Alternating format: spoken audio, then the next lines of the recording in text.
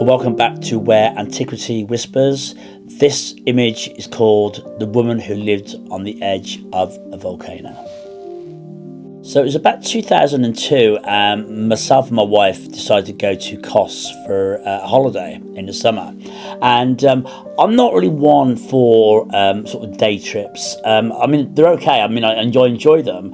But as a photographer, going to visit some wonderful location is a bit frustrating, because I know when I get there, if it is beautiful, yeah, I'm going to take a few pictures. But I always know at the back of my mind that if I went later in the day or early in the day, the light is that much better, and I've got no control over that. So that's my thing with day trips, and it all stems, I think, from this actual shoot. So we decided to go on a boat trip to a neighbouring island called Nisyros. Nisyros has got a dormant volcano called the Stefanos volcano. I think they filmed Moonraker there, a James Bond film. And you can visit the crater, you can walk on the surface of the crater. There is a few bubbly bits where it's still kind of bubbling away, but it's quite safe. And it was an amazing experience, really enjoyed that. I mean, it's not every day you get to walk on the top of a volcano.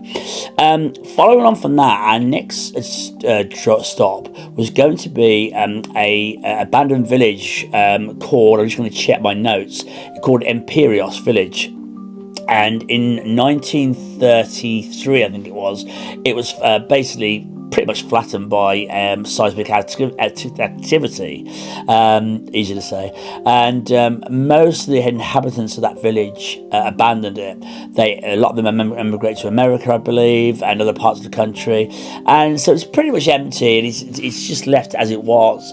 And that was the next port of call. Now, the one thing about this trip, which kind of pleased me a little bit, was when we got to catch the boat, the boat had a problem with the engines or something, and the trip was delayed by 2 or 3 hours, which was music to my ears, because obviously it's the middle of summer, and I thought, well, doing the calculations, I thought, well, the light's going to get better in the afternoon, so when we get to go to visit some of these locations on the island, the chances are I'm going to get better light and therefore might get some better pictures, if it's worth photographing, which it was. So we're walking around, we've got this tour guide who's really good. He was a Scottish guy, and funny enough, many years later, we end up buying a villa.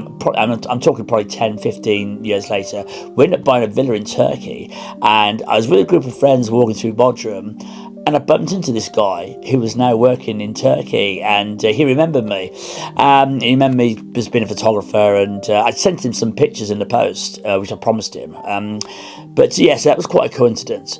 So anyway, so this guy was really good, and he was a photographer, so he was guiding me around and saying, look, this might be a good place to photograph and that. So gradually, I was getting further and further back away from the tour group, because I was busy stopping and taking pictures. And this was in the time of film.